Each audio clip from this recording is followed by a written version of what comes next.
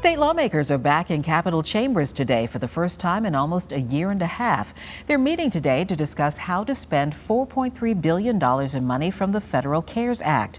For some perspective and insight, CBS 6's Caroline Colburn spoke to our political analyst, Dr. Bob Holsworth, and Caroline joins us live to break down where this extra money may go. Caroline?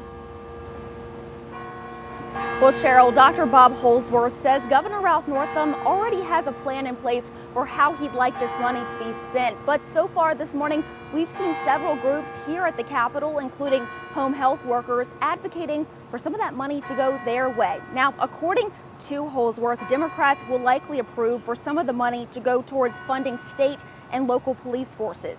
This in light of the recent concerns around personnel shortages. Now, it's also likely money will be put towards financial aid for college students to ensure universities are more affordable. Schools anticipate funds will be allocated to them to help improve things like ventilation systems. And Holsworth says a significant amount of money will be dedicated towards mental health facilities and small businesses that are still recovering from the financial impacts of COVID-19.